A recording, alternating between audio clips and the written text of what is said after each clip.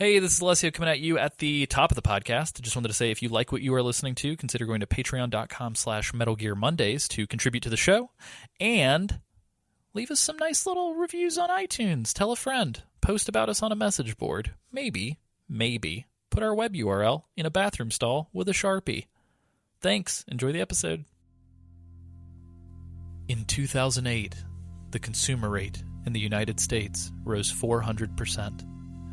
By 2014, there were not enough shopping malls to harbor the 300 million plus population of shoppers.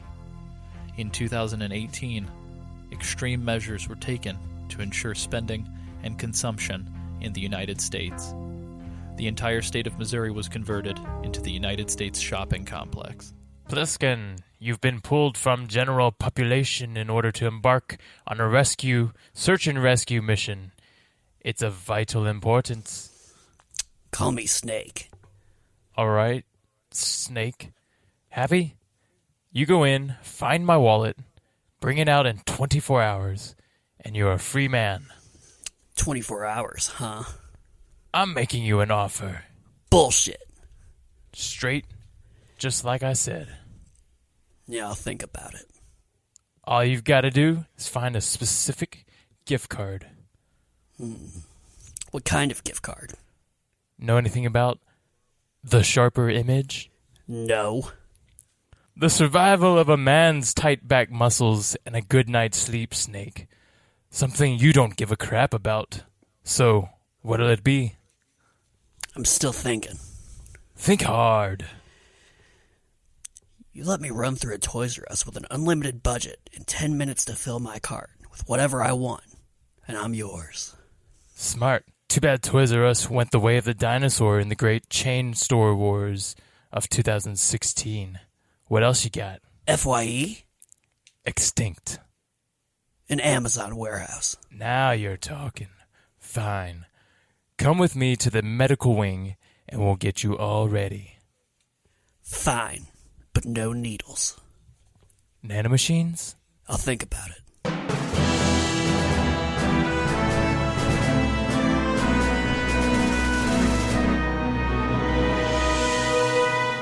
Ladies, gentlemen, boys, and girls, welcome to episode number 86 of Metal Gear Mondays, the Games Club podcast. We cover all things Metal Gear from top to bottom, left to right, inside and out in pseudo-historical recreational order. As always, I am your host, Alessio Summerfield. Kansas City, 4 years ago, you ran out on me. And this week I'm joined by... Kept you waiting, huh? It's James. Yay! I'm back. From the grave. James is back. We pulled him out of the mothballs. Everything's good. He dusted me off and set me in front of a mic. It's good. And then we're also joined by...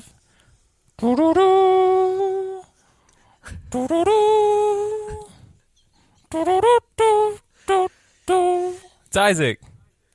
I really wish that would have gone on for like 3.5 minutes. Somehow he's like making like a slow rolling like drum crescendo in the background. It's like, how is he doing that with his mouth? Sweet Jesus. Unfortunately, we're not joined by Sam Wright. Sam, due to a medical situation with a family member, is not available this evening. So for the first time in Metal Gear Mondays since episode 65, when we came back, we don't have Sam on a mainline episode. I believe we did have Sam on all of those episodes. I think the only episodes that he was absent from were a couple of the Patreon clubs, if I remember correctly. So anyway, yeah. We've got a really, really light news week, so I'm just going to dive into that real quick so we can get started talking about our topic. Welcome to the news. It's time for new news. Metal Gear news! Yeah! Yeah, so this week, you know it's slow whenever the first item is somebody released a Metal Gear Solid 5 mod. Yeah. You can play as MGS3 Ocelot through the whole game. Wow, what a dream. Great. That's going to make it a good game. I'm still in a dream, Snake Eater. Also, Humble Monthly PC Games Bundle. They're including Metal Gear Solid 5 as part of the bundle, as well as Cities Skylines. I was going to say, you really buried the lead on that one, that you can get a great game. That's Cities it. Skylines Oh, no. alongside MGS. Yikes. I don't know how many Front Mission fans we have listening, or how many Front Mission fans realize that Square Enix's Left Alive is a Front Mission game. But Square Enix has a new game called Left Alive. A new trailer came out, I think, a week or two ago, and it definitely has some serious MGS vibes because Yoji Shinkawa is doing all the designs. That's pretty dope. It looks pretty neat. You should check it out. It's like a character trailer, I think. So it introduces you to like 3 main characters, but unlike Front Mission, I think it's like a third-person survival kind of like, but it's all single player. It's interesting. But like you can like hijack mechs and stuff, but you play as like the human. I want to hijack a mech, which is different than sort of like the tactical RPG, like old school Front Mission kind of Into the Breach style game. It looks cool. That's neat. It looks pretty.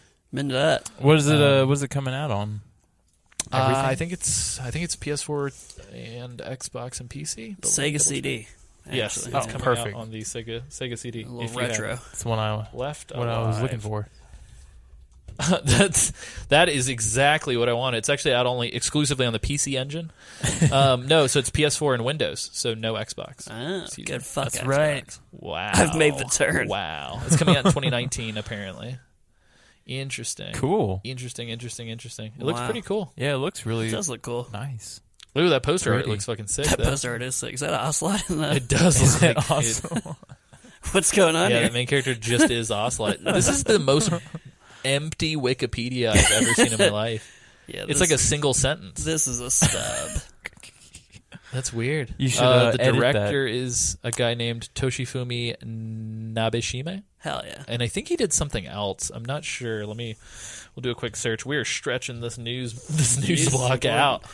While you're looking this up, I saw, I didn't know this, I'm sure people already do, but like I was reading more info on the new Smash, and I guess they're doing this thing where like there's like stickers that give people certain like the traits, spirits? and there's like a little, spirits. Yeah, There's a little Ocelot spirit. Dude, that's amazing. And I was like, that's pretty dope. Oh, it's there's also a Miller one. I Is think. there? Yeah. Oh, that's awesome. Oh, so check it out. This is why I know this guy's name. So Oh, shit. Toshifumi Nabeshime produced like every fucking Armored Core. I didn't realize there were this many Armored like Core ever. games. This He is also a produced lot. Eternal Ring and Echo Knight. So he's just like a huge from software guy. Good for this guy. Like the Dark Souls people. Yeah. Like he Wow. just worked on a ton of stuff for them. This guy gets around. Yeah, right. He also worked on a game called Murakomo. Okay. He was a supervisor in Lost Kingdoms. Cool. Lost Kingdoms. Yeah, talk about putting a mech game in the hands of a dude who knows his mech games. Yeah, right? Like, holy shit. Dude, I'm into it. I Let's really play that like Front game. Mission, so I'm into this. Nice. Cool. Dude loves Max. So we are recording this just to let everybody know for news sake. This is 11/20, so November the 20th, week of Thanksgiving. Happy Thanksgiving. Yep. You're probably listening to this after Thanksgiving. Yes, you're definitely listening to this 2 weeks after Thanksgiving. So congratulations on a successful Thanksgiving, world. You don't know that. The You world did There it. could be a cataclysmic Jesus event Christ. to ring in the new year after Thanksgiving. That would be amazing. I'll never forget Emergence Day. Yeah. 11/24, 2018. When the turkeys rose from under the earth's gosh. crust. Oh my God. Can you imagine? Ugh. Oh, Lord. You just hear, and it's like, oh no, Oh, God. it's over. We have to run. I don't know why Ocelot is voicing this cutscene. The day the turkeys return. Isaac, you doing anything fancy for Thanksgiving? I am traveling down to Flatland, Florida, otherwise known as Real flat. Jacksonville. Otherwise known as Jacksonville. Yes. I love that. What are you doing in Jacksonville? It's a weird place to go. I got people there. Please it. Oh, I didn't know you did have family there. Is it one of your sisters, right? No, it's my aunt and uncle. Oh, good to know. Yeah. Very nice. Yeah, I it'll be- too, at one point, was a Florida boy. That's Lived in right. Gainesville for 8 years. You know more been- about the been there. Flatlands. Actually, I know a bunch of people who live in Jacksonville. So Oh, that's wow. good. Oh, really? James, you doing anything fancy? No. Nothing. I'm doing nothing. Nothing at all. Are you going to cook a turkey? Nice. Nope. You gonna microwave a turkey? Nope. I'm gonna Do you want to come over to my house for Thanksgiving? I'm gonna come crash Alessio There and you his wife's go. Thanksgiving. Perfect. Yeah, so get it's real just drunk. me, Kristen, and Kristen's parents. Nice. And I'm taking off of we're- work tomorrow. to And clean we're the gonna house. get wild. Oh, yeah. Got a bottle of Hennessy and a Super Nintendo ready to go. Oh, Classic. It's gonna be good. Yeah, we're also I'm probably gonna be watching Escape from LA at some point to prep for next week on Thanksgiving. Yeah, fuck it, on Thanksgiving because Snake Plissken died for my sin. Yeah, he did. Yeah, so that's what we're talking about this week. We're talking about Escape from New York, not Escape from LA. Escape from New York. Whoa. So let's. You guys want to dive in? Hell yeah, I want to dive in.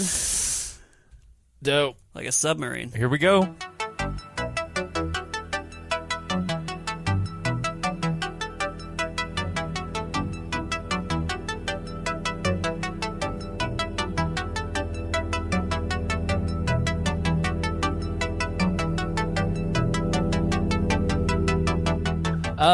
Yeah, so as we have done in the past with the movie episodes, let's talk about early childhood development. Let's talk about how this movie came to be before we dive into what this movie eventually became.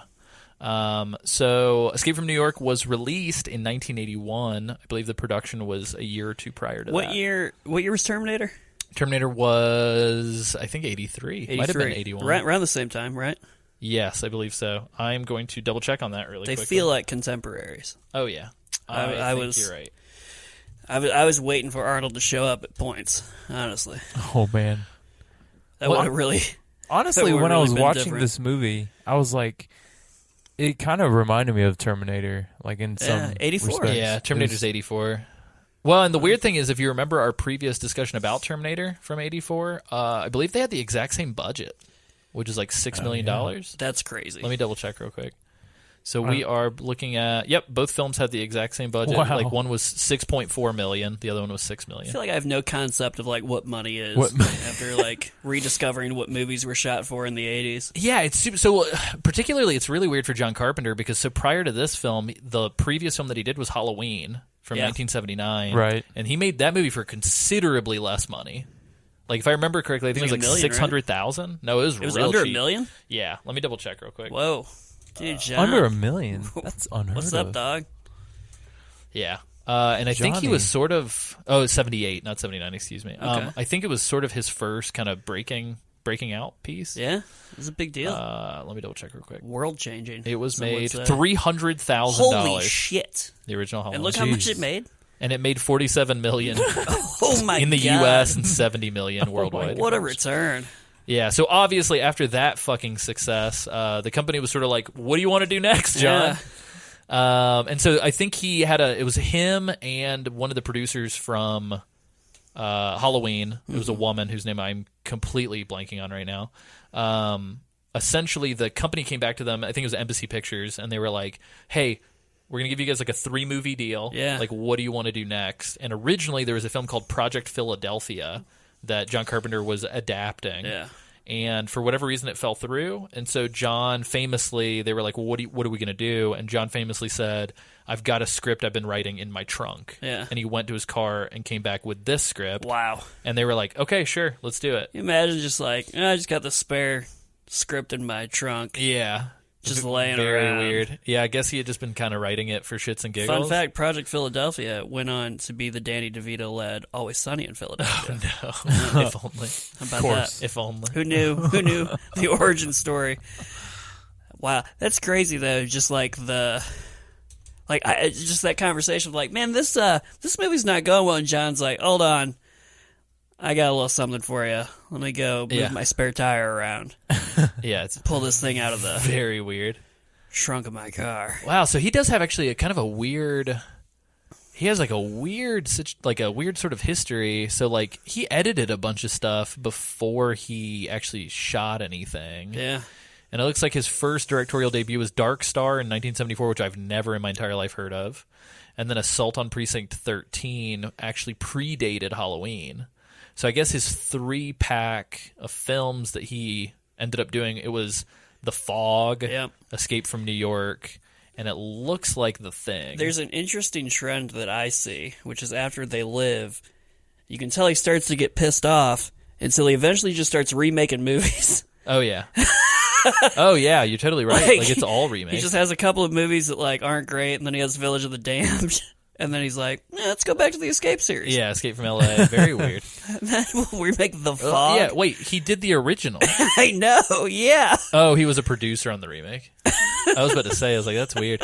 Well, if you look at this, too, he didn't direct any of the Halloween movies after the first one. Yeah. That's a big... Which is weird. I thought he directed the newest one. Oh. Very interesting. That is interesting. Anyway.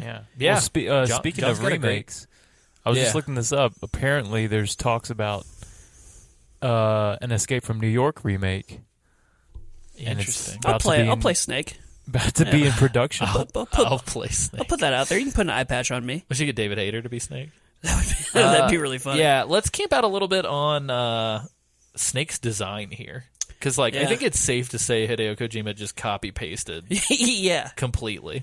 Like, they look like the same human. They might be the same human. It's very weird. Isaac, did you pick up on that? Oh, I mean, of course. It was it was only blatant. Jesus Christ. Like, haircut, no, I'm just kidding. The way he talks, the eye patch. Like the cigarette. The eye patch is a big old This guy's way more of a dick, though. I will say Snake Plissken is the biggest dick compared to Solid Snake. Yeah. Like, beginning of MGS1, Solid Snake's like, I'm a dick, leave me alone. But he's not at all. Right. And then in this, Snake's just persistently a dick the entire time. Yeah. Well, and then, he's definitely a criminal. Definitely a criminal. And, it's funny to me, obviously, ripped off, I don't want to say ripped off, but he drew a lot of inspiration from it early on. And I'll say he ripped it off. When 3 came around, he's just like, yeah, I'm going to make that character. That's fine. Yeah. I'm just going to straight move that. Yeah. It's the same guy. And there you go. Big Boss is. There you go. Yeah, there you go. Yeah, it's nuts. But, it's weird.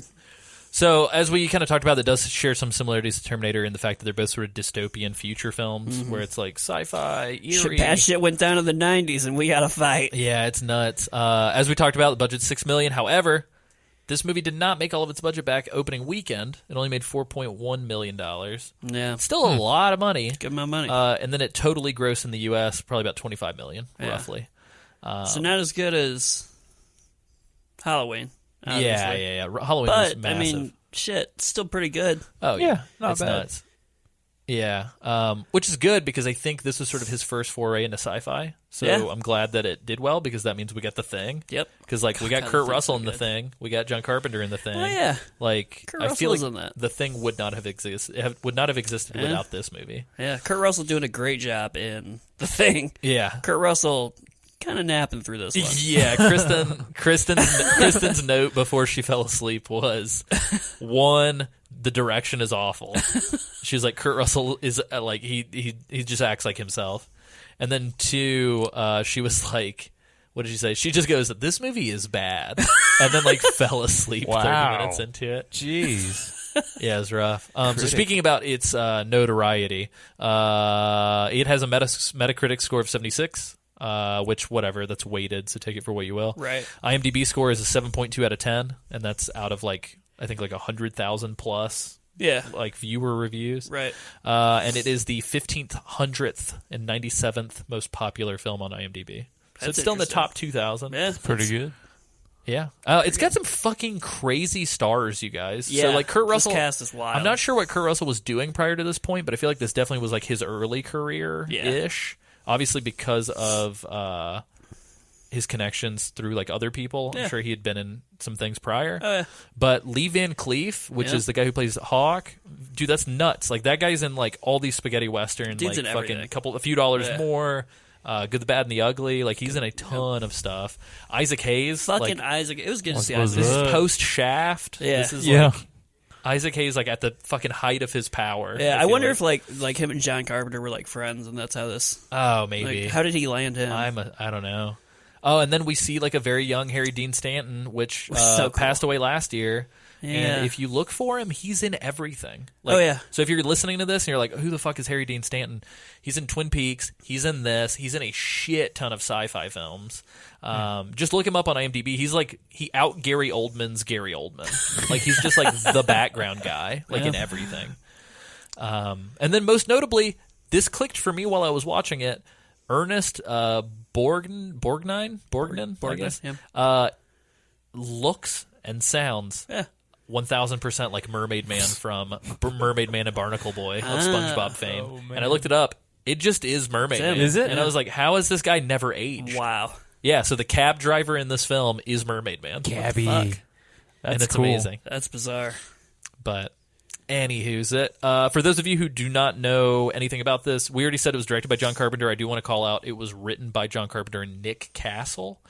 But the log line is that in 1997, the U.S. president crashes into Manhattan, which has now become a giant maximum security prison, and a convicted bank robber has to go rescue him. Yeah. So that is I love how... That's the best fucking log line I've read in a long time. That's a really good log line, and it's just like, the sky's the fucking limit with this. Like, that could be any movie that you just described. Yeah. I want to rob a bank so well that the government's like, we need him to rescue the president. Do you guys remember a movie from like the early 2000s starring Mos Def about like, was it called 16 Blocks? Do you guys know what I'm talking about? I have no idea what you're talking about. Dude, hold on. I think it had like a really crazy premise too, where it was like the whole city of New York is under attack and only this cop and this criminal can save everybody. Oh my god, that sounds amazing. It's very weird. It sounds like something Mos Def would have worked on. 16 Blocks. Yeah, I think that's what it's called. I think I saw it in the theater. 2006, you say? Yeah, 06. It's Bruce Willis. Yeah. Oh my god. Boozy and world-weary NYPD detective Jack Mosley draws a routine assignment to transport trial witness Eddie Bunker to the courthouse by 10 a.m. Boozy and world-weary. The task quickly becomes a deadly game of cat and mouse when some of Jack's fellow officers arrive to kill Eddie so he cannot testify against him. Yeah, either way, it just turns into like the whole city of New York is trying to kill Mos Def. Yeah. It's like fucking bananas. It's Wait, pretty is cool. this like what's it called? 16 block? 16 blocks. Well, it's like a phone booth situation, right? It takes place over the course of 16 blocks. Yeah, I'm sitting here. That's a lot more space than phone booth. It's like they saw that and they were like, "I'll do you one better." Does not have very good reviews, so I'm not sure if it's worth going back to. It's Richard Donner, interestingly enough. Wow, look at that guy. Look at that boy. Look at that Superman boy. He's having a time. He's been married since 1986. Wow, I didn't realize that Richard Donner did Lethal Weapon, The Omen, and The Goonies. I didn't know he did the Goonies. That's bananas. Well, Goonies never die. There's a poster for 16 blocks, and the little slogan says, "One witness, 118 minutes," and that's it. Okay. What's gonna happen? So the movie's next? 118 minutes. Nice. That's wild. As we do, how did you guys come about watching this movie? How did you partake? So I initially watched it as a child that was too young to really understand what the fuck was going on. Very nice. But this time I watched it. I rented it on YouTube. Very nice. Yeah, paid good money for that. It looked great. For those of you not in the know, apparently YouTube is quietly rolling out full movies with ads for free to try and compete with Hulu and Netflix. It's pretty cool. For free? Good for them. Yeah, apparently. For free? Excuse me, sir. Did you say for free? Isaac, how did you watch this? I went the less ethical route. Isaac. Oh my God, Isaac. Don't you dare. Don't you fucking Isaac, dare. people patronize the show. Just call me. I will ship you a copy in the mail. You don't have to commit crimes for the listeners. Going to Isaac. jail, Isaac. I didn't say. Hold on, Isaac. I got the FBI on the we Cops One can't second. get it's I'm placing a call. Cut to 10 years from now, and they're like, we saw how well you stole Escape from New York.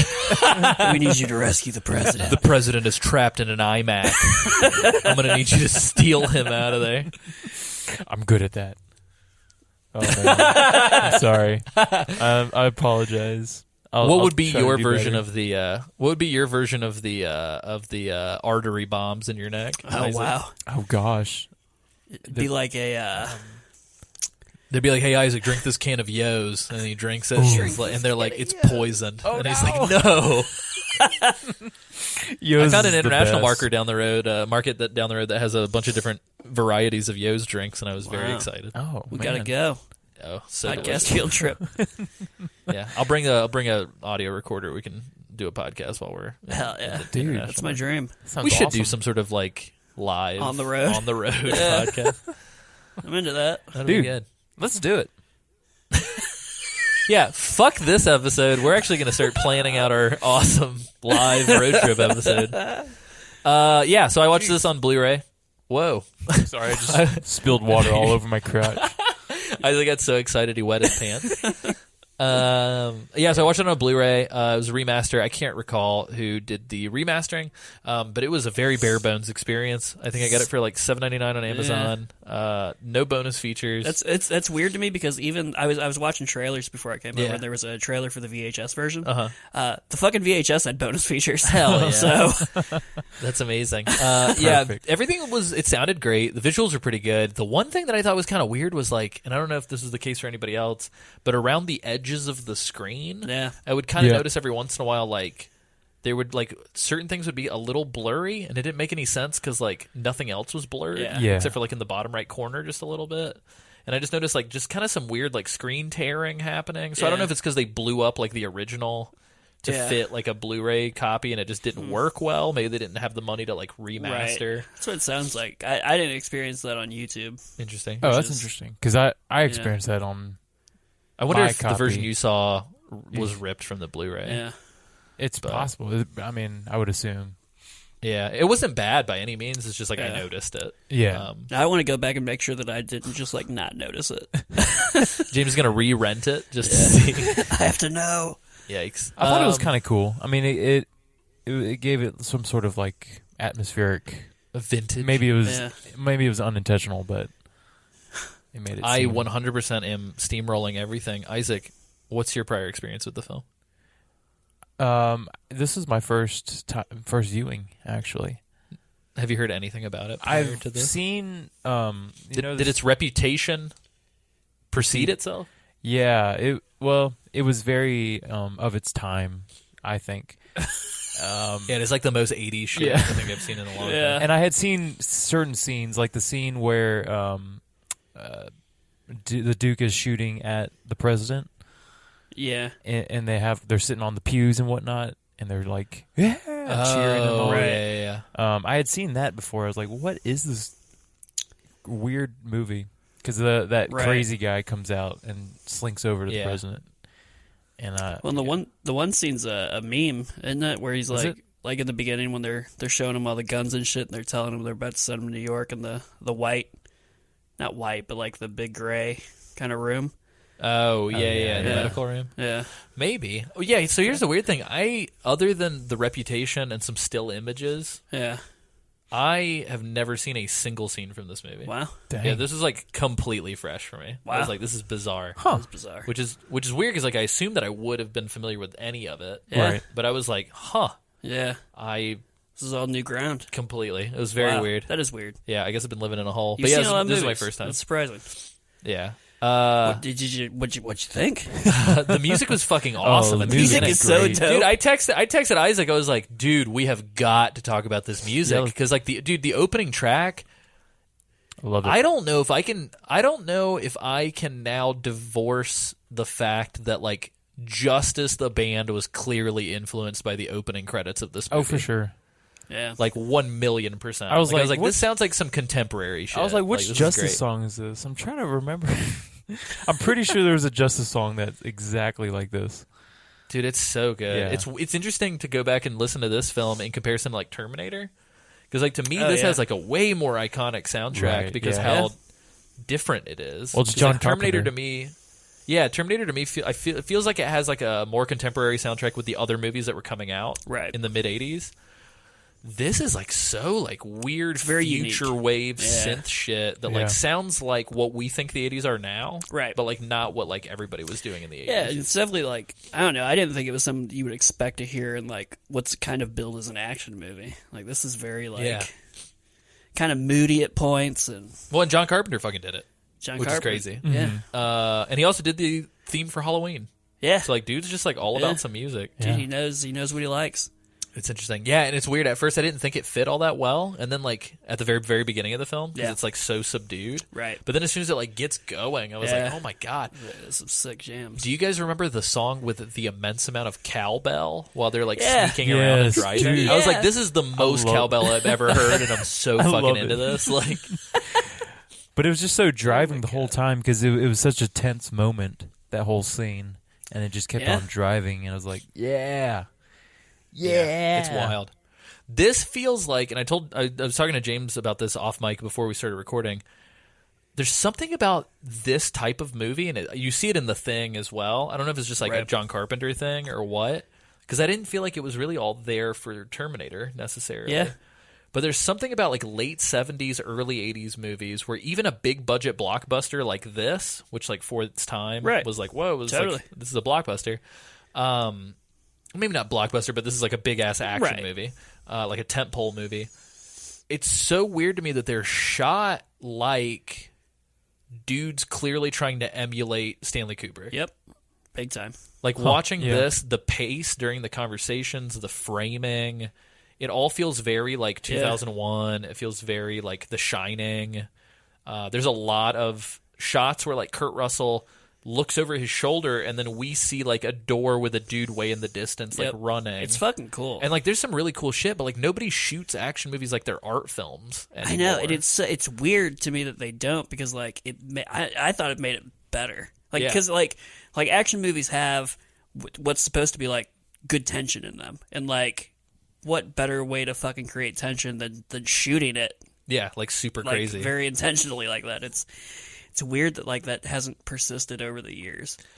Yeah, like so I just got done watching. Me and Kristen on Sunday night went and saw the Stranger Things 2, or not Stranger Things, Fantastic Beasts 2. Oh yeah, and like every fucking trailer that played before that movie, I was like, this just looks like everything. Yeah, like everything looks like everything. Right. And like seeing this, I'm like, dude, like this stands give me more of this, head and shoulders above like everything else. And this movie was like, I don't know, kind of like a cult 80s action film. Big time. And it's like, what's going on, dude? Like these guys have their shit together.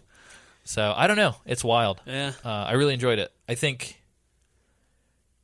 don't know if I would say it's a good movie. I think it's a good movie. I don't think it's like a great movie. Right. If that makes sense. I think that's fair.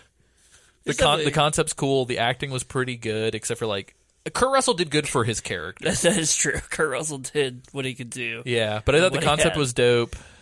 The characterization was pretty neat. I don't know. It feels like the Warriors and Mad Max combined. Which is a cool combo. Yeah, and the music's neat too. It's neat. Yeah, is how I would describe it. It's an interesting watch. I don't think I would ever say it was like my favorite movie. No, I don't think it's like essential viewing either. But it's definitely like if you've got the time, it's a good movie. Yeah, you chill out, and you should watch it on Thanksgiving. And, you know, ignore your family. Thanksgiving 2 weeks ago. Christmas has Die Hard, and Thanksgiving has Escape from New York. It's just fine. It's just how it is. It should be called Escape from My Family. Yeah, exactly. He's got really good aim for the fact that he's missing an eye. He has incredible aim. Well, they say if you're like missing an eye, you lack depth perception. But what they don't tell you is you have extremely accurate, just like line of sight. You might not be able to move your hand back and forth in front of you and pick things up like coffee mugs and shit, but you can light a cigarette from anywhere. You can, yeah. It's good. Guns. Isaac, what'd you think of this thing? This thing. Well, actually, I watched it. I had to watch it twice. Oh, why? Because it's so good. Isaac's like, I got to roll the tape back. Back to back. I loved it. Come on, can we get an instant replay on that, please? All of it? No, so the first time I watched it was like a month ago when we had first kind of rolled out.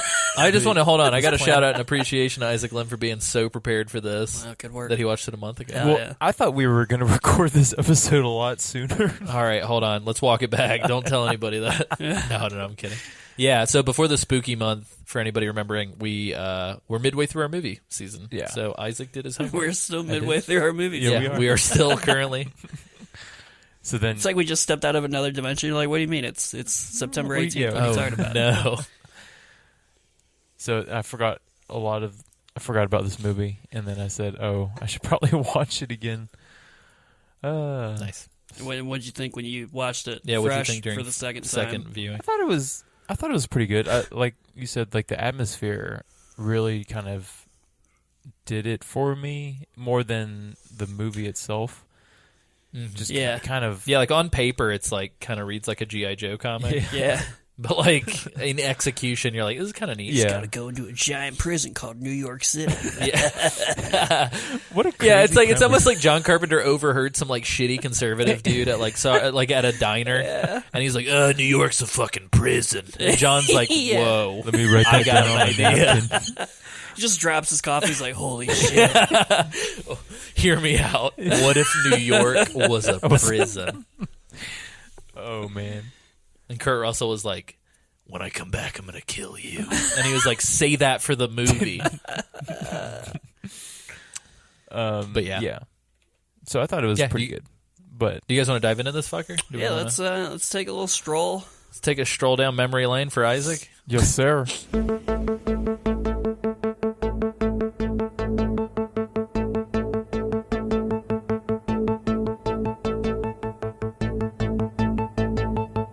I was blown away at the minimalism of the opening moments of this movie.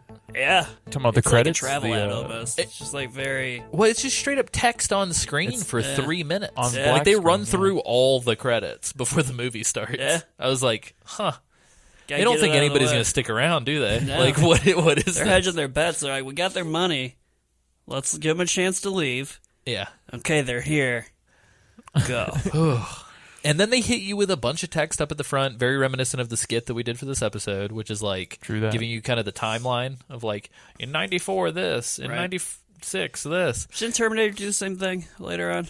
Yeah, pretty I think, sure, I think yeah. even in the It's first like, one. Yeah, I think even in the first one they check said. out this playground exploding. Yeah, but at least they showed you shit. Like, right, this yeah, doesn't. this doesn't show it's you. It's literally This just is text. like, we're in prison.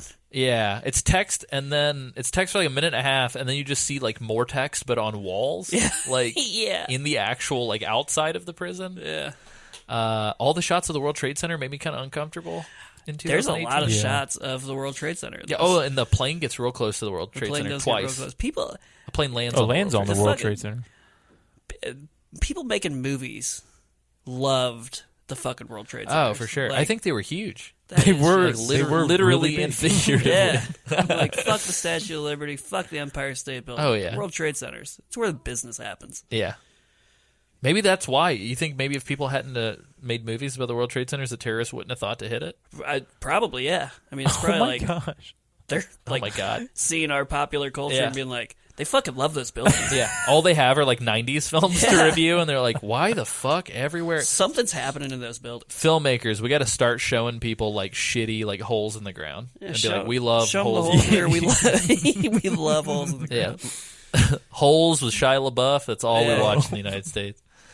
So as per usual, about 40 minutes into the show, we start to get a little inflammatory. Let's tone it down. Ooh, excuse me. Whoops. We can say New York's a fucking prison. We can't talk about WTC. Yeah. Anyway, WCC. but yeah, so we open with a shit ton of establishing, which is cool. Very like George Romero. Very like I almost said Walking Dead. Excuse me. Very Land of the Dead. Day of the Dead. Day Dawn of of the the Dead. Dead. Yeah, all of the dead. All of the times of the dead. Yeah, All of the dead.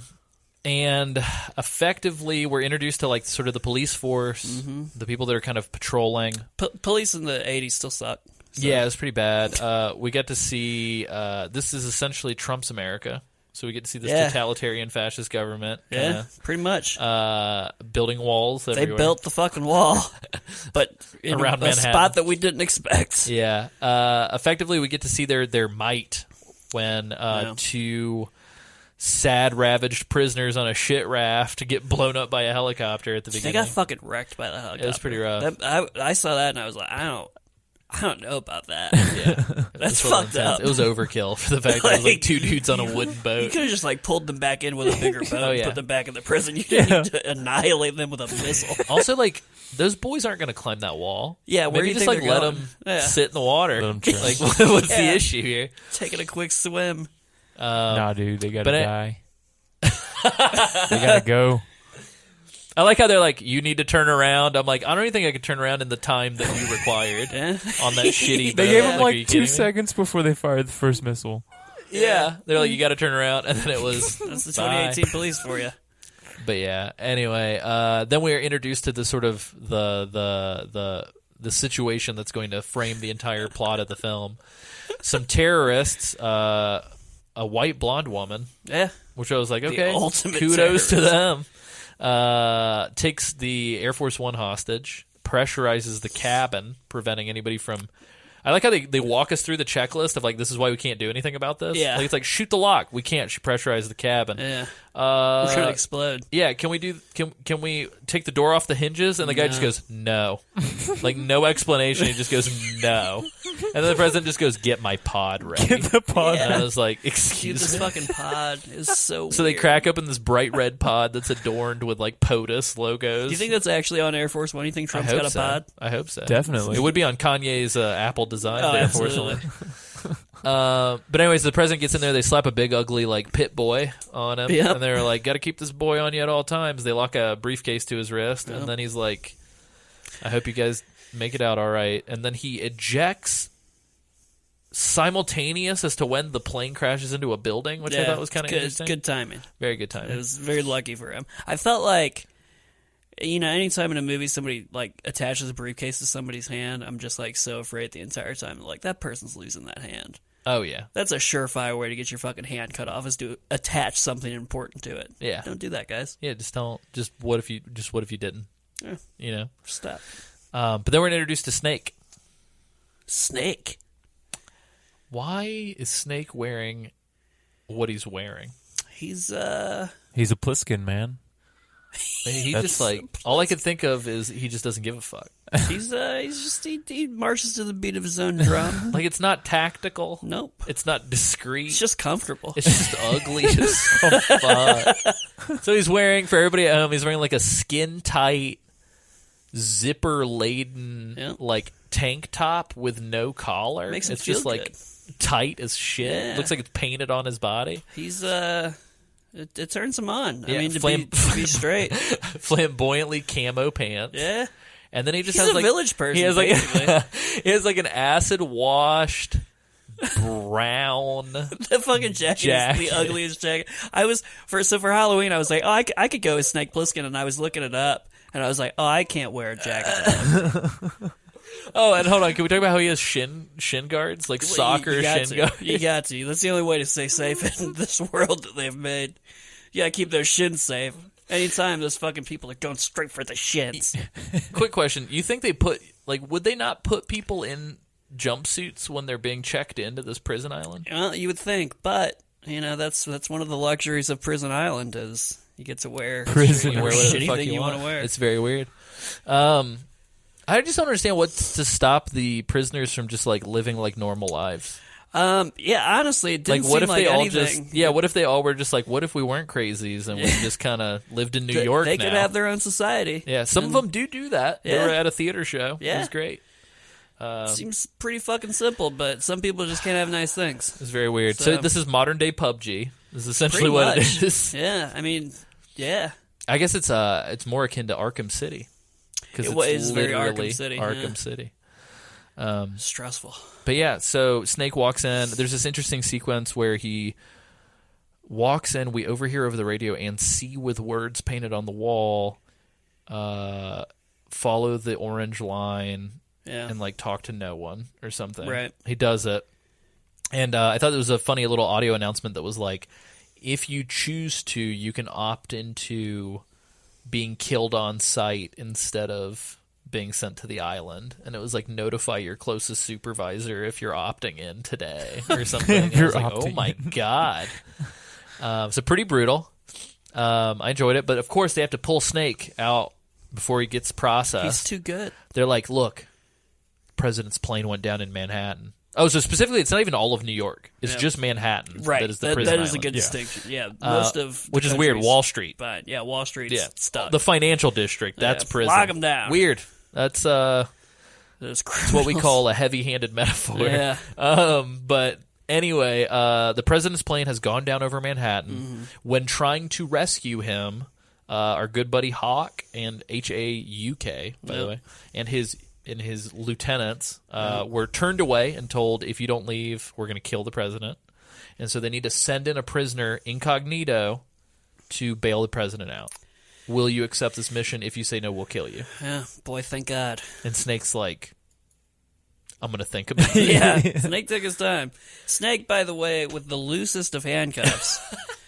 Like, he asks him, he like holds him up, like, take these off, and he's like, I'm not stupid. And then he just like stretches them out, like picks up a cigarette and starts like fucking with shit on his desk. Types a memoir. It's like he could kill you with those handcuffs. Like the chain is so long. Like you're in a bad spot. They didn't take his clothes away, so he still has the ugly jacket. He's killing me with that. Jacket. He doesn't even have to. Yeah.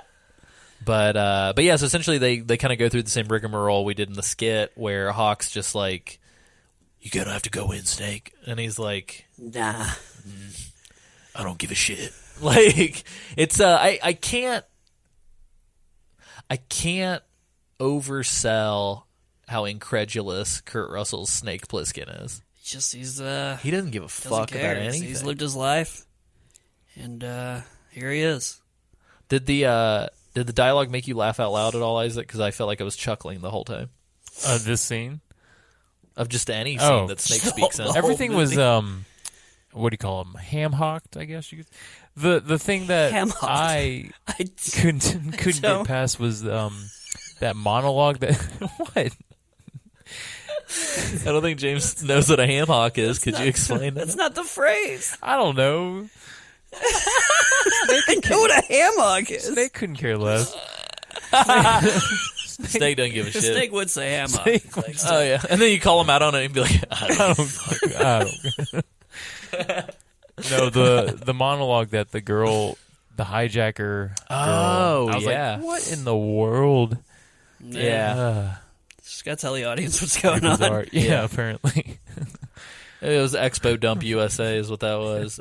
Yeah, Snake just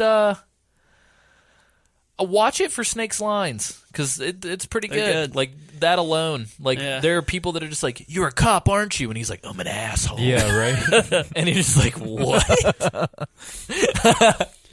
It's so good. I would love if like a real cop, people would be like, well, if I ask if you're a cop, you have to tell me. I would love if a real cop responded with that. Yeah. I'm an asshole. It's like, well, I know. Yeah. Now I definitely know you're a cop. It's great. Yeah, Snake's got some great lines. Yeah. We'll talk about them kind of as they come up, I suppose. But yeah, so Snake essentially is told like, hey, go rescue the president. We know who you are. We know what you did. You tried to rob the Federal Reserve, and it failed. I read the shooting script for the film to like prep some notes, and James, I guess, watched some deleted scenes. Yeah. I guess they filmed the whole heist that got Snake canned. Yep. And it just never made it in the final film. Huh. Well, look good. I wish that... I'm glad that it didn't, because like the way the script's structured, it's like the first fucking 10 pages of the script are just the heist. Yeah. And like I don't know if it would have been a good idea to open this action film with like probably a less heist. cool if you see the hero get fucking beat. Yeah, like right away. Right out the gate. It's like, wow, yeah, what a cool guy with his eye patch getting his ass kicked by those cops. Yeah. Oof. It was probably the shin pads. Yeah, well, he didn't have them at the time. That's true. That's what fucked him. But yeah, so essentially they kind of give him this ultimatum. It's like, hey, we'll pardon all of your U.S.-based crimes. Yeah, he specifically says there's an implication that like we're going to extradite you to the other places you committed the crimes, but for the U.S. you'll be fine. Yeah, so Hawk pulls out like a certificate of authenticity. It was like a diploma. It was like, here you go. I really wish that we could have seen what it said. Like, it probably would have been like, this diploma for doing a good job. Just like, but he was like, we're going to pardon all your crimes if you can save the president in 22 hours. 24 hours. Oh, he says exactly 24 hours. But it was like counting from the moment they started talking. Right, So I think by the time he even hours, leaves. Yeah. Yeah. And they're like, he's like, why? And it's specifically because there's this big talk happening, like a summit. There's a summit.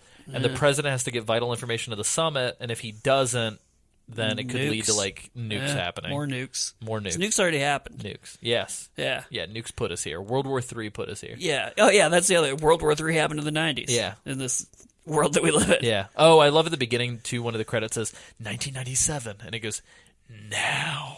Yeah. And Kristen was like, well, there's your first problem. It's not. And I was like, well. I wonder what Nirvana's music would sound like in this universe. Probably pretty crazy. Probably pretty good. It's just poppy. It's just Taylor Swift. Yeah. But yeah, so Snake kind of begrudgingly is like, fuck it, whatever. So I ain't got nothing else to do. Yeah, and then we have this medical room scene where we kind of loosely talked about it. They show like all the weapons on the table. Yeah. They prep Snake. It's very...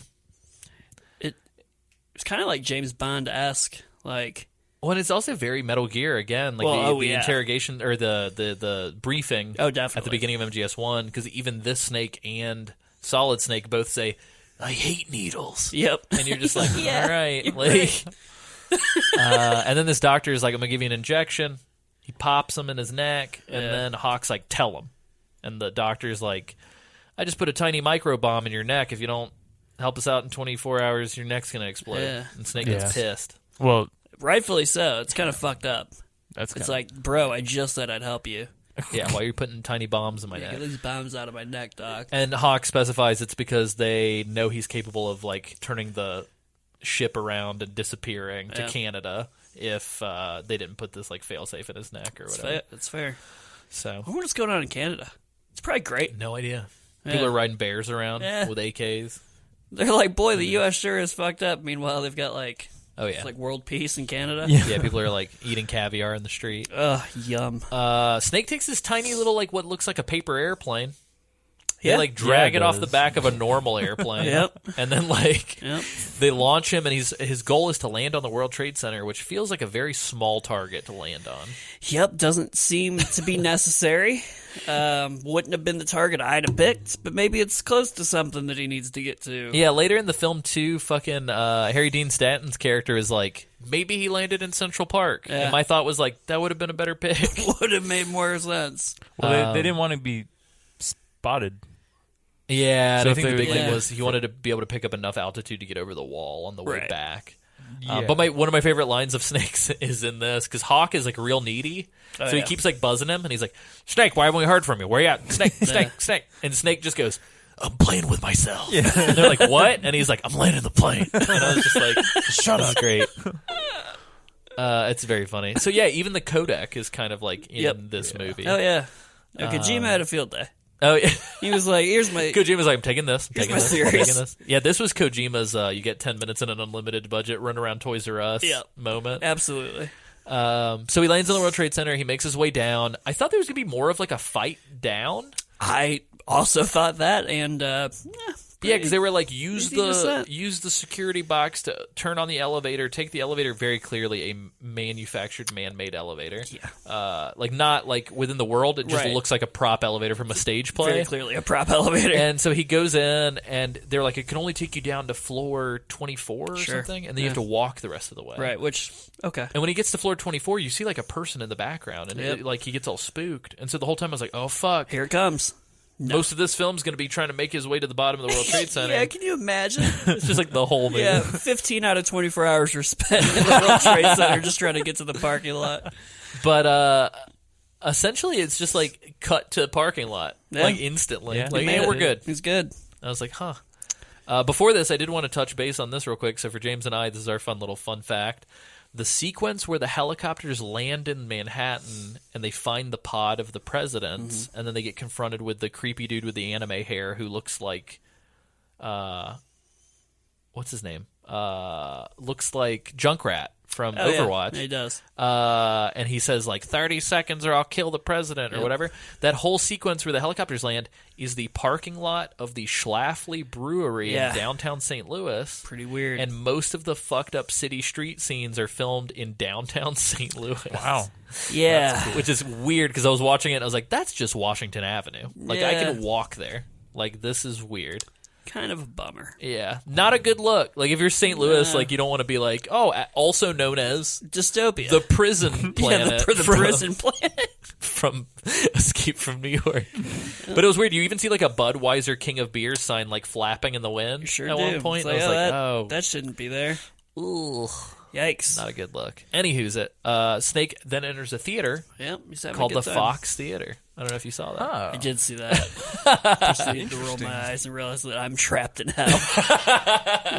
Well, Isaac knows about the Fox because there's also one in Atlanta. That's right. I still can't get over the fact it's a chain. Yeah, right? I think there's 3. Ain't nothing fabulous about that franchise. Yikes. Tell him.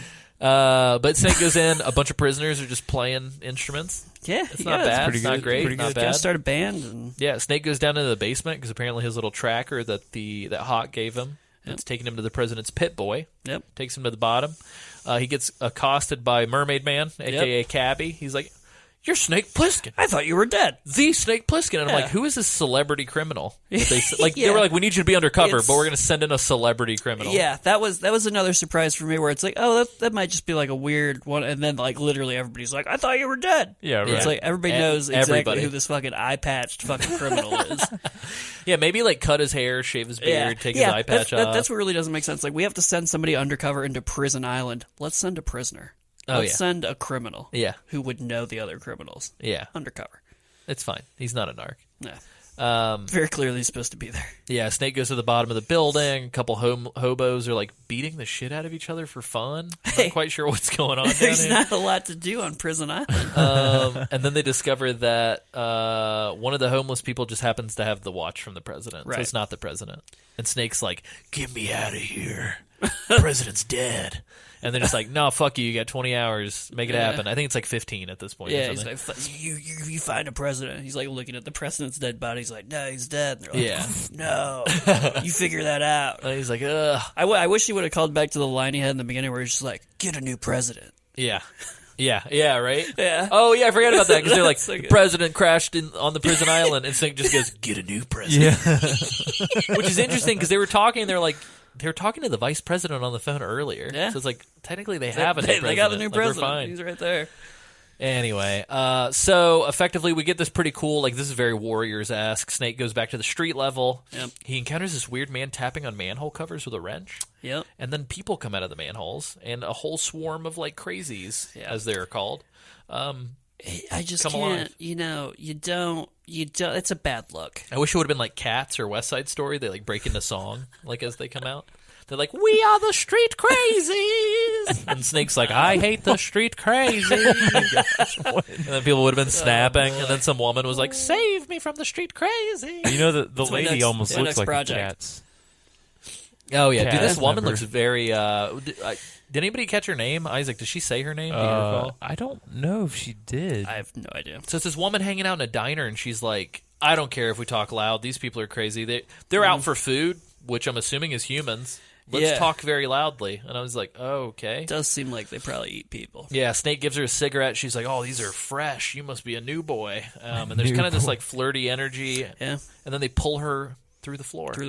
And Snake abandons it's very this woman. rude. She's like, she's about to kiss him, and they're just like, snatch. It's Yep. like, Yeah, whoa, this is a hey. weird oh, no. exchange. And it pisses Snake off. Oh, yeah. Snake has this He like Resident snaps. Evil 4-esque. I got to barricade the windows with bookshelves Yep. and like run up. And then eventually he encounters the cabbie, and the cabbie goes, hop on my ride, Barnacle Boy. And they drive off. Yeah, pretty much. He's like listening to cassette tapes. Very fun. I like the cabbie. He's a good character. Oh, yeah. Cabby is a good character. He would not have survived even a That's- second. yeah, I was in gonna this say prison that's, island. that's the other thing. Like he found his calling. Oh, he's, that's he's a true. cabbie on Prison Island. Yeah. Like, that's great. He's There's- probably a cabbie in real life before. That's true. There are certain things that I am going to pick on for the show because it's worth talking about that I had no problems with when I was watching the movie. Yeah.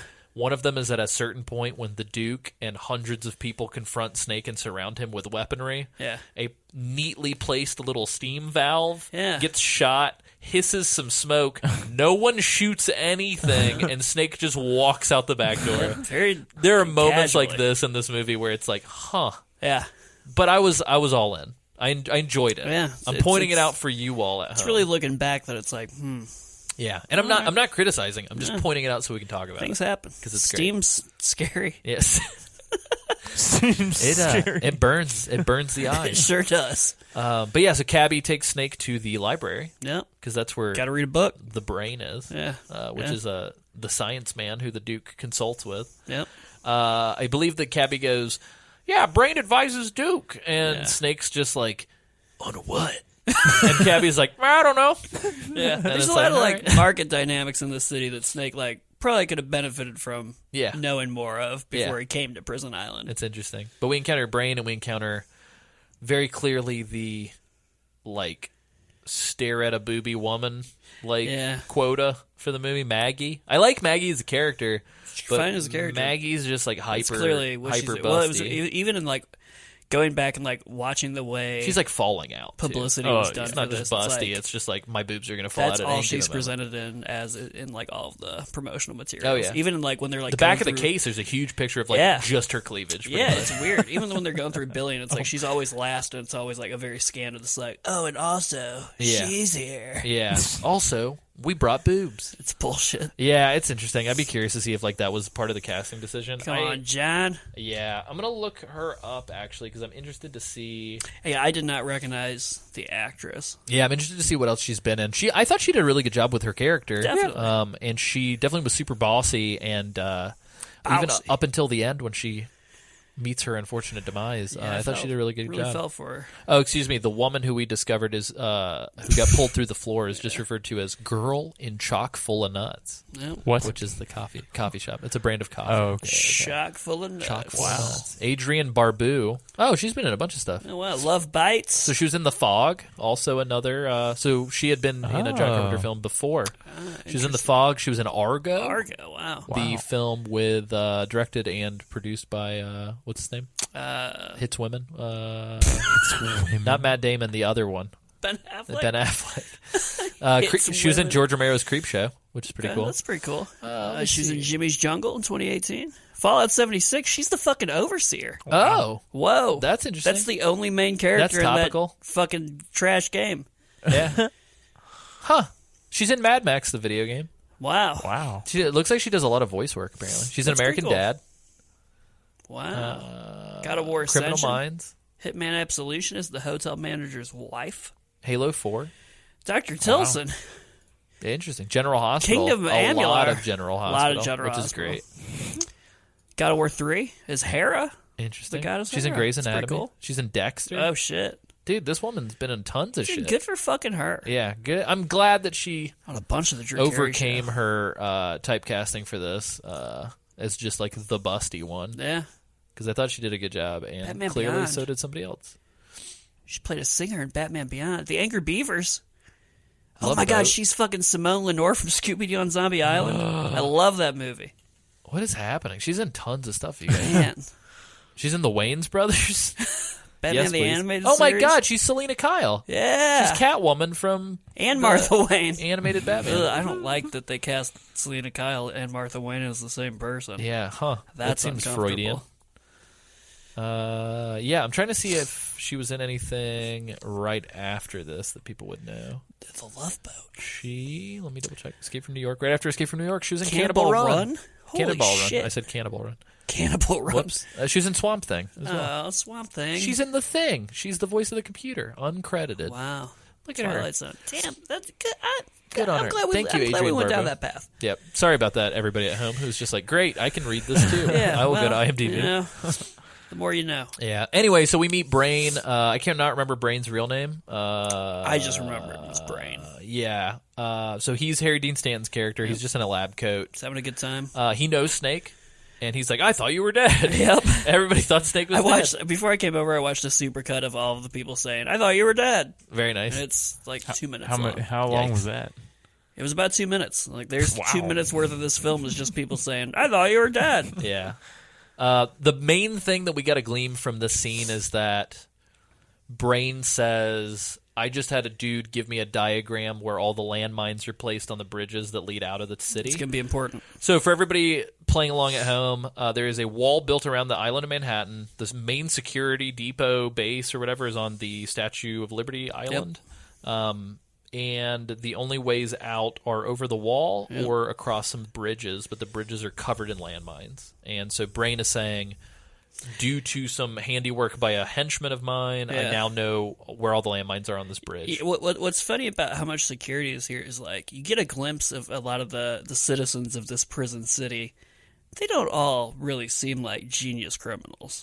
It's, And they there's just kind a of send lot of everybody lengths here. taken to yeah. make sure that keep all the prisoners in the city. It's very weird.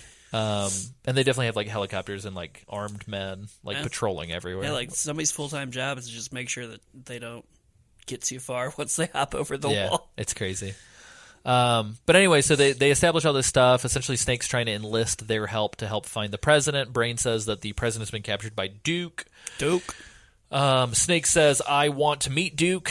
Brain says, I can't let you do that. And Snake's like, well, fuck it. Well, let's make a deal. Let's make it happen. So eventually Brain and Maggie say, fuck it. We'll take you to Duke. But Duke kills people. We got to be careful, yada, yada, yada.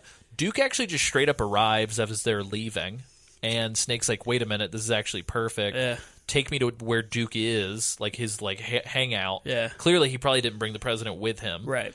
Let's go check on the president now while Duke is here. Yeah. And Brain's like, well, how the hell are we going to do that? And Snake's like, I got it. And he like knocks two dudes out stealthy and steals a car.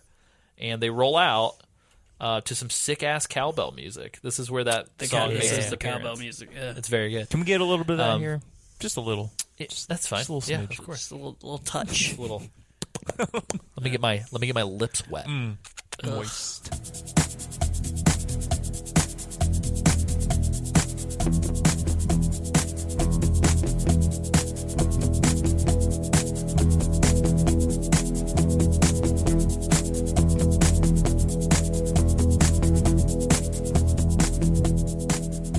Ugh, guys.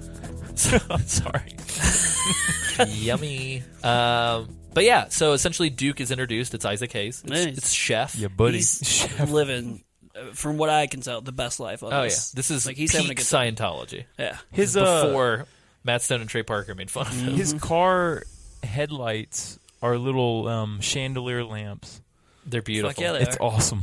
I want that car. Yeah, he does have a line later. So they end up using the president as like a bartering chip. Yep. So these terrorists are like, we're going to use the president as a bartering chip to get out of here. And he has a really funny thing where he's like, they sent their best man to save the president, and the best man's going to lead us out of here with his head on the hood of my car. And everybody's just like, yeah. It's pretty cool. It's a good line. He's a very like charismatic, weird dictator guy. Yeah. I don't really understand. They don't really explain how he like came to be the leader of the whole He's a real Dutch island. Vanderland. You know what I mean? Yeah, it's very More topical references for you. It reminds me of the guy who plays Nacho from Better Call Saul / he is the main bad guy from Far Cry 3. I've seen him. What's his name? Voss? No. Yeah, it's Voss. Is it Voss? Yeah. It's kind of like that kind of style of personality where he's just kind of like a very charismatic like, sociopath. Gets people on his side even though his side makes no fucking sense. Yeah, Duke. It's wild. But anyway, so Snake and the gang cross through Skull Country. They barely escape, which is funny. It's like they had all the actors form like a line, and they just had all of them throw rocks at the car as it drove by. But they finally get through the awful, awful streets of St. Louis, Manhattan, to find the president. Snake gets captured. So again, hold on. Snake gets sent in to find the president. Yep. Snake gets captured. Yep. There's a little bit of a torture sequence. Uh-huh. I was pressing triangle on my PS4 controller the whole time trying to make sure Snake didn't die, but I just kept exiting out of the movie. Oh boy. And yeah, so Snake gets straight taken prisoner. Yeah. The president we get revealed is like chained up to a wall in Duke's compound. Which, by the way, I haven't seen this actor in a long time, but when I saw him pop on this, I was like, oh, he looks like Alex Jones. Oh, the guy who plays the president? Oh, he does look like an older Alex right? Jones. I was like, yikes. Torture him. Oh, no. Torture him. Kill him. I'm like, I'm on Duke's side now. Well, and then like with all this fucking protection with this briefcase on his wrist, Isaac Hayes just like, the Duke just like shoots his pistol and pops the briefcase open. Yeah. And then they like take the tape and all the paperwork. And I think they send the briefcase, somehow they get the briefcase back to the people. Yeah. Back to the police. I can't remember how they do it. They like, do they show them taking it off? I think it happens off screen. Yeah, I don't know how it gets to the police though. It's so just the police get the briefcase, and they crack it open, and it's got the ransom request, which is like, right. Hey, I don't know how it gets I can't remember how. Anyway, somehow they fucking priority ship it. Yeah, straight to the cops. Yeah, FedEx man shows up to Prison Island, takes it. They still have FedEx drop box, I'm assuming. Yeah, no doubt, because they ship everywhere. People got it, and effectively they're like, well, fuck, Snake must be dead if they're making these claims and like the tracker's not working. Yeah. Snake gets all his gear stolen again, very Metal Gear. The Duke thinks it'd be fun to just have Snake like wrestle. This whole sequence is fucking hilarious Yeah. to me. So Snake wrestles Zangief from Street Fighter, essentially, in a big boxing ring. With a sick fucking snake tattoo on his abdomen. Right? There's like a little cobra dancing out of his stomach, which is kind of goofy. Which, again, it's the same thing as like the boss's like chest thing. But they end up fighting. It's kind of a cool fight scene, I guess. They just like Snake gets the shit beat out of him with a baseball bat, and then like jukes and kills this dude with a spiked baseball bat. It's like a Bonesaw before Sam Raimi got around it's dealing with Bonesaw. What the hell is the name of that Jean-Claude Van Damme movie? Is it like Death Fighter or something? Like Pit Fighter or something? Pit Fighter, I think, is one, yeah. There's a lot of those Jean-Claude. Anyway, it reminds me of like that kind of just like real sweaty, topless dudes beating the shit out of each other. Didn't seem necessary. Yeah, well, and it's funny how quick the crowd turns. Because like they're all cheering for Snake to die, and then when Snake kills the guy, instead of like them getting pissed and rushing the stage and like beating him to pieces, they all just start cheering Snake. Yeah. And simultaneously, Brain and Maggie, who are wanting to not help Snake necessarily, but they want to steal the president for their purposes. Right. They go to where the president is being held, and they free him and kill a bunch of the baddies protecting him. And they get the tape, I think. Yes. And they start heading to the World Trade Center to steal the plane back that to Snake where it all came in began. on. Yeah, because essentially they go through the rigmarole of figure it out. Oh, did he land in Central Park? No. Oh, he probably landed somewhere up high. Where's up high? Oh, the World Trade Center. Obviously. I don't understand why. Why would you not just like level Manhattan before turning it into Prison Island? Like make sure that there are no easy hiding spots. Yeah, why would you do that? Well, you know, just fucking drop a nuke on it and then bring everybody in. Anyway, so Snake eventually gets out because he kills. Well, I'm calling him Zangief. I can't remember his name. And he is like, I'm going to go back to the plane. Yeah, essentially, he's like, mission failed. Pissed. Fuck it. I got to go back to the plane. He goes back to the plane and discovers, oh shit, the president, Brain, and Maggie are here fighting people. What a good time. And then some asshole pushes the plane off the top of the building. Yeah, real dick move. Yeah, and Snake's like, well, shit, what do we do? And they're just like, Brain essentially says, oh, I can take you to, what does he say? He's like, oh, Snake needs the tape. And Brain goes, I know where the tape's at. He didn't grab it. Brain goes, I know where the tape is at. Let's just hop in my car and I'll take you to the tape, and then we can leave together. Right. And then Snake goes to open the hood of the car to fix it because it's not working, and a dude with a crossbow just like clambers out. And then Isaac Hayes rolls up with like 100 dudes. Yeah, and how long like, was he in there? Just waiting to pop out. He's a real sweaty man. Yeah. What if they open it? There's just a dead guy in there. He like asphyxiated from the fumes. But this is the sequence I was talking about where like all these people are surrounding him. Clearly, there's no way for our heroes to get away. Nope. And they don't even do a good job of really like editing this. There's like Snake shoots, steam blows in Isaac Hayes' face exclusively. Like it's a wide shot. It just blows in Duke's face. Precision steam. No one else does anything. No. And then Snake and his whole group take probably about 30 seconds to run away. Yeah, not smart criminals. And I'm just like, fucking anybody could have opened fire and it would have been over. Yeah, literally, like, you just shoot blindly. Oh, yeah. And it's going to be over. Yeah, it'll be great. Nah. And so they get away. They get in the car of the cabbie. Cabbie's with them. Yeah. And I think Cabbie goes, oh, like, a tape? You mean this tape? And Cabbie hands Snake the tape, I think. Yeah. And Snake puts it in and plays it, and we hear part of the speech to confirm that, yes, this is the correct tape. So this is... they don't this is how the tape gets into Cabbie's hands. Yeah, how did the tape get there? Okay, so back when Isaac Hayes shoots the briefcase and the tape falls out, the little, the crazy, skinny guy. Yeah, I think he's called Romero. The guy with the weird hair. Yeah, Romero. He goes and picks it up and takes it with him. And when they bring the president to his holding chamber or whatever, the cabbie trades his hat for the tape. And so the crazy guy, Romero, has good trade, crazy man. The crazy man. Yeah. So I wonder if I got up and made popcorn during that. Probably. I wouldn't surprise me. Maybe I use a bathroom or something. It's very weird. I completely missed it. I think even rereading the script, I like missed it. There's a lot of subtle things that just happen. It's just like, oh, here, this happened. Here, take this. We need Slide to be there now. Pick it up. Pick it up. So it's just... Yeah, so the cabbie's like, hey, I got the tape. We listened to part of the speech. Seems important enough. Right. Snake clearly just like looks disgusted that he's listening to an academic tape. He's just like, bleh. Yeah. Words. He pops it out. They hit the 69th Street Bridge? Yeah. Right? 69. Yeah, and so essentially it's all covered in cars and fucked up stuff. And it's kind of like fucking tensions rising. Because it's like at any moment they might hit a landmine and it's all over. We know on the way that there's landmines everywhere. Oh, yeah. And so they're driving like crazy. It's like, shit, that's not good driving for a landmine country. To me, it's super funny because, like, essentially it's like once or twice a landmine will go off that they're not near. Yeah. But then on the third time, Brain's just like, all right, when I say you're going to hang left. When I say jog right, jog right. Yeah. And Snake goes, huh. And so they're driving, and the guy goes, jog right. And Snake takes a century to start turning, and then they just fucking explode. Yeah. No, he looks at his wrist. He looks at his watch. Yeah, he's like, huh? In that time of like, yeah, tension. He may as well have done like the left hand thing where he like holds his finger and his thumb up to see the L. He's like, jog right.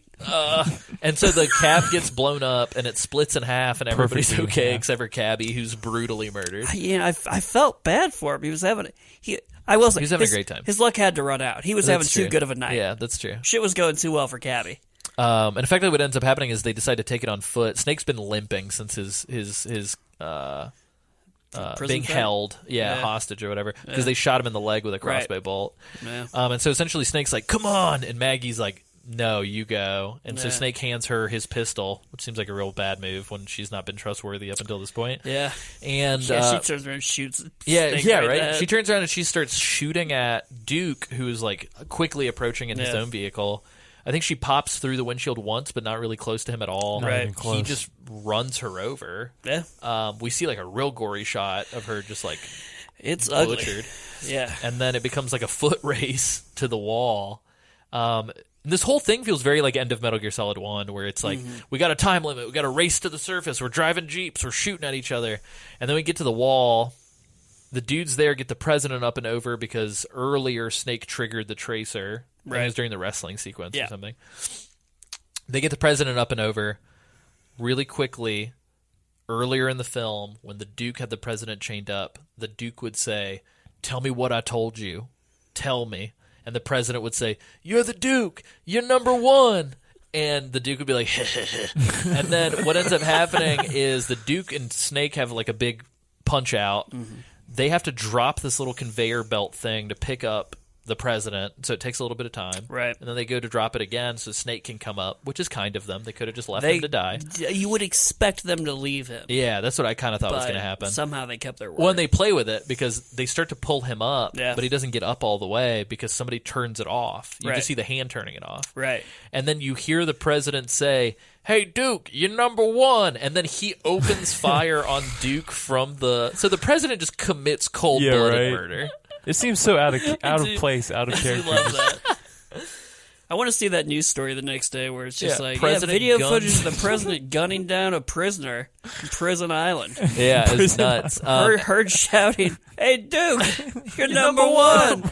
And then he pulls Snake up, and Snake comes out. Dude, and I was like anxious as fuck. Yeah, because like Snake had like a minute left. Yeah. Snake books it just in time. A truck pulls up. The medical guy from earlier comes out with like a little x-ray paddle. With 2 seconds left to spare, they go, you're good.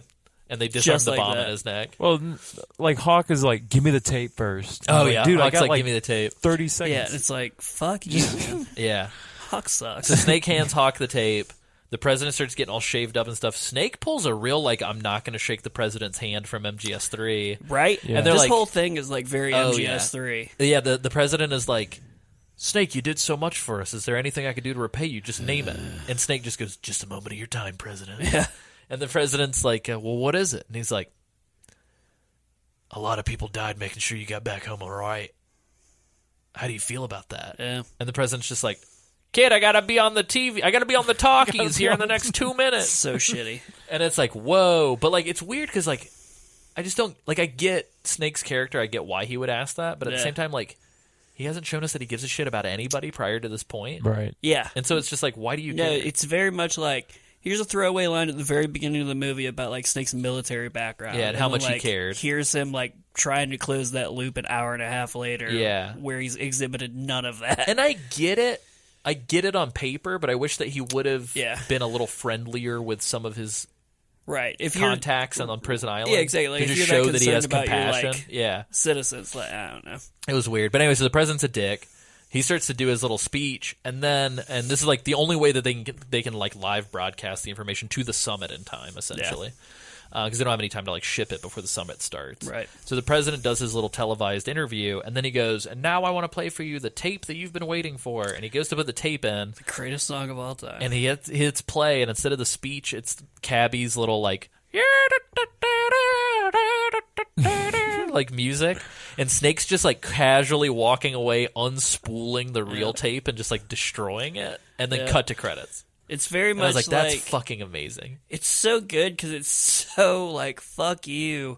You didn't give me the answer I wanted you to give me, so I'm dooming the world. Yeah, right. The credits could have been, "We're not gonna take it." Like, well, the best line is actually before this though. So Hawk says, "Oh yeah, hey, we'd be a good team. We should team up." And Snake's just like, what does he say? He's like, "I'm not Snake. You can call me Pliskin," or some shit. And it's like, but right before that too. Before that's the best line. Yeah. Hawk's like, "Did you come back to kill me?" And Snake's like, "Nah, I'm tired. Maybe later." And just like walks away. Dude, it's so good. Yeah, all of Snake's one-liners are phenomenal.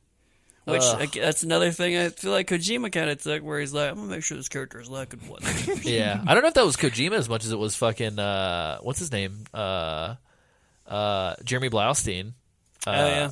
Who did is it Jeremy Blaustein? Am I remembering that correctly? Localizer, Metal Gear Solid. Yeah, because I mean, I feel like unfortunately, that's a good point. Yeah, it is Jeremy Blaustein. Unfortunately, who, for everybody to know at home, I've reached out to see if he wants to be on the podcast at some point. Oh, shit. But Jeremy Blaustein, I'd say, is like single-handedly responsible for the American localization. So like, I'm sure there was some of the goofy ham-handedness in the original Japanese script, but I'd be curious to see how different it is from Jeremy Blaustein. Well, and I'd be curious, too, and I'm sure you could do a whole fucking podcast on this one, like, how much... like that localization then affected how Kojima did localizations in the future. Yeah, because they were like, well, we can't change what these Americans already know. You know what I mean? Which I'm sure is like what pissed him off, because allegedly he was very pissed off. Yeah, it's crazy. So anyway, that's the movie.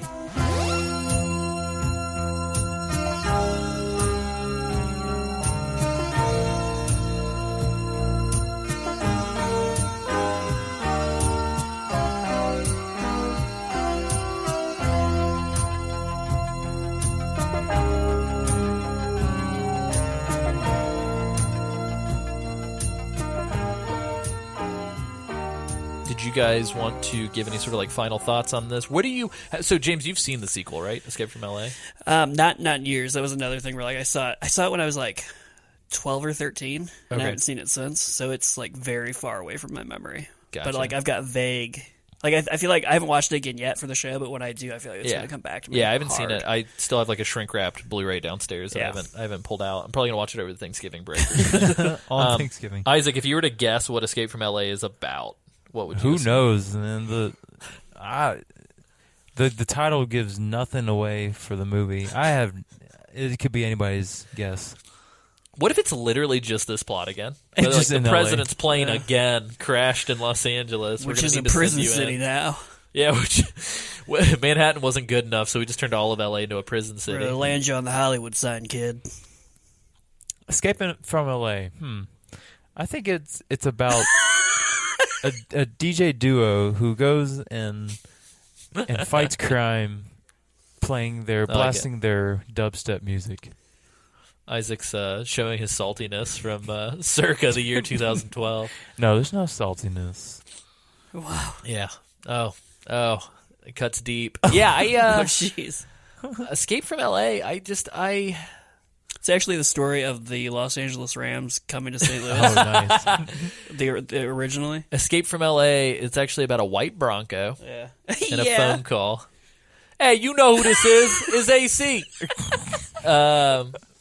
No, it's I don't know. I guess if I had to place it, I'm assuming that based on the reputation that it has, I've been told that it sort of subverts what you think it would be about. And that it's a little meta-contextual. Interesting. What does that sound like? It's kind of like Metal Gear Solid 2. Interesting. So we'll talk about it. But yeah, I think I would... I don't know if I would recommend you go out and you purchase Escape from New York, but I would recommend, like, if it's on, check it out. If you've got, like, a down... Rent it on YouTube for, like, $2. If you've got, like, a down afternoon, check it out. I don't know if I'm going to pop in my Blu-ray of it anytime in the next couple of years, to be honest. It was okay. Yeah. I had a good time with it. Definitely fun to watch with friends. Yeah. I wouldn't watch it, I watched it kind of by myself because Kristen fell asleep. Right. So it was That's not the way to watch it. Yeah. I also watched it by myself, and I was like, this would be better. Yeah. It was neat. The music and the atmosphere and the blocking and the cinematography was cool. But, it was kind of like The Warriors. Like, I like The Warriors quite a bit. Yeah. But I don't know if it's, like, monthly viewing kind of film. Right. It's like this is like a good piece of candy that you'll have once every couple of years. Yeah. It's part of that, like, weird retro future New York kind of family of movies. Yeah. Where it's like, hey, here's a movie about New York in the future, but it looks like it's old as fuck. Yeah. And it's like, huh.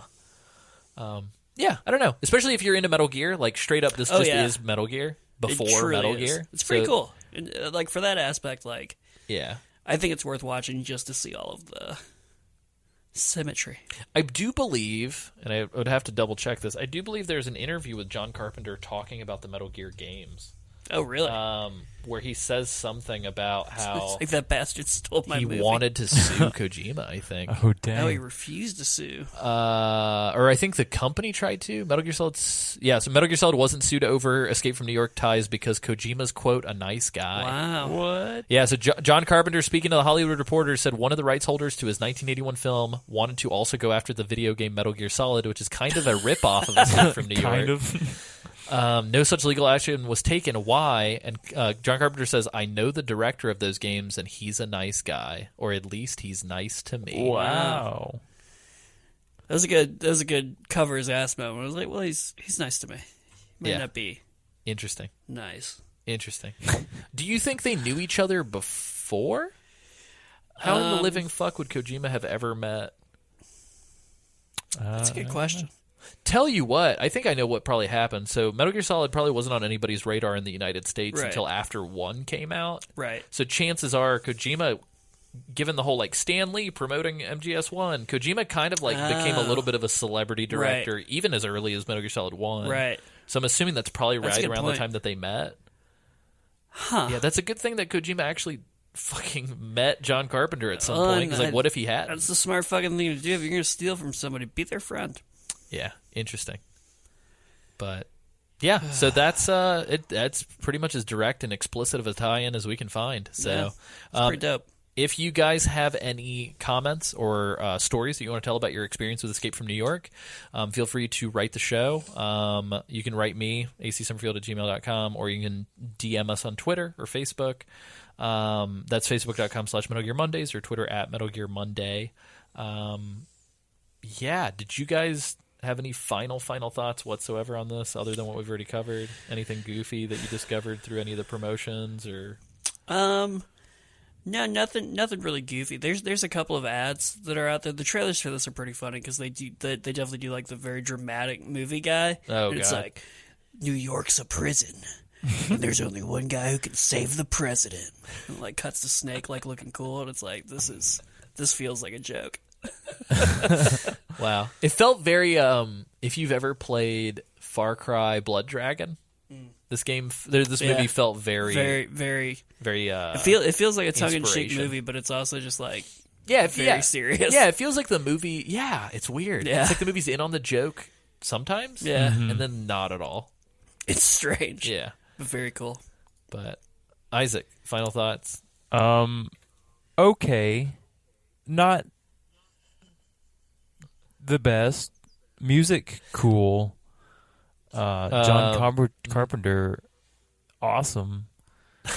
Did you revert to a caveman? I love this review. Okay. So I don't think this episode has hit the general feed yet, but on one of our extra ops where we talk about the female perspective on Metal Gear, Isaac became a cleavage connoisseur. Whoa. To which we ribbed him quite heavily. Ribbed. It's true. Like it. Isaac, how do you rate Maggie's cleavage in your cleavage? I'm not gonna portfolio? lie. It was very distracting. Isaac, no. Isaac. Get that out of here. Oh, Isaac. I want to watch a movie. I like her about dress answer. quite a bit. Her hair is very permy. If you're not into like perm afros, It Maggie's was got very afro. permed out hair. Snake's Honestly, got hair. Snake's got hair. beautiful, man. I thought it was unnecessary. I don't know. Yeah, it was quite a lot. Quite a lot. Especially for a prison planet. Like, I'm sorry, excuse me, prison Prison island. Island, man. That's the remake. Like, I get that she was probably protected because she's Duke's girl, but at the same time, like, I wouldn't dress like that in prison island. Like, that's just like that's a nasty place. That's girl. asking for, you know, Prison Islander's gonna do what Prison Islander's gonna do. gotta do. It's true. Also, who's the narrator in the very beginning? It's a woman. Oh, I don't think they established. Okay. It sounded like it was the woman who was reading the terrorist memoir. That's what it sounded or like. But it's manifesto. like, who is this woman? Why is she the narrator? Maybe it was Maggie before she died. She left a tape. Wow. She left the tape. We hear Fucking cassette tapes. we hear the man who sold the world play at the beginning. Woo. That was a little tease, a little tease. MGS5 tease. Yeah, cool. Well, thank you, Isaac, for checking it out. Thank you, James, for joining. Thank you, everybody. Thank you, Moon. Thank. Good night, Moon. Yeah. So I guess all that is left is for us to do our plugs. Let's plug away. So obviously we've said all the things already, but Plug them Patreon, holes. Metal Gear Mondays. Share the show. Talk about the show. Please. Share it on some pages and stuff. You guys help us out. Yeah. The more listeners we get, the more excited we get to do the show. Like it's as simple as that. Yeah. It's true. We've been kind of fluctuating lately between about 12 and 1,300 listeners a week and like 1,700 listeners a week. Thank you. Which is fucking great. That's amazing. But obviously, like Spotify gave us a big boost. But like we want to get the word Spotify, out there. Good call. After this, we're going to be covering Escape from LA. After that, we'll be covering From Russia with Love, the James Bond Yeah. film. So if you have any thoughts on those, let us know as Which well. I've never seen. I'm excited to watch that. I've never seen it either. And so write in for our movies, but then post movies before the holiday break, we'll be releasing 2 extra ops, and we will be releasing 1 bonus episode talking about parody games. Ooh. So it's going to be covering Never Stop Sneaking, Mary Gear Solid, and just some other junk. I might talk a little bit about Stealth Bastard, because apparently I have that in my Steam library. Wow. But yeah, so it'll be good. But that's our year. For you guys, I think it ends mid-January. For us, it ends mid-December. Wow. And then we will be holding off on anything until first beginning to mid-February, when we'll release the Metal Gear Solid 1 remaster. Ooh. Whoa. So before we get to the MGS1 remaster and redo our first 4 episodes or what have you, tell people so that people will be here when we do it. It's going to be a big event. So, anywho's it. You can find me at AC Summerfield on Twitter, acsummerfield.com. I am doing all the things, writing a screenplay. Probably going to put that screenplay up for people to read soon. So you should check that out. It'll probably be on Patreon first. I'll probably do it tonight. It's going to be cool. It's I've read it, and I love it. Thanks, James. I'm also going to make an Amazon affiliate link tonight because we have a couple people who are wanting to buy Legacy collections. So I'm going to throw that up. Thank you. James, where can people find you? You can find me at James Rightmuth on Twitter and jamesrightmuth.com and at your local watering hole. James is actually omnipotent, and he's at every bar that you've ever been to right now simultaneously. That's insane. Isaac, where can you be found? I want to do that. Isaac, you're welcome to join me anytime you want. All right. After this, we'll go to my local watering hole. I hope to see you there, James. Absolutely. Specifically just Isaac's local watering hole. Good luck finding it. It's my kitchen. Yeah. It's things are good. This is the most streamlined and focused podcast recording we've done in a long time. That is very true. This is what you call efficient. Yeah, it feels good doing a movie after doing 20-plus hours of a game I'm not a big fan of. Yeah, I blacked out during all that. Yeah. You did, James. Yeah. Dodged a bullet on that one. Lucky man. Yeah. You blacked out. Jesus Christ. You narcoleptic boy, you. I'm so sorry. I was sleepy. Yeah. Let's all wish Sam the best of luck with his family stuff. Absolutely. And yeah, we will be back next Monday. Godspeed. Enjoy the show. Thanks, everybody. We should probably do something with boxes. I keep forgetting. Just a box.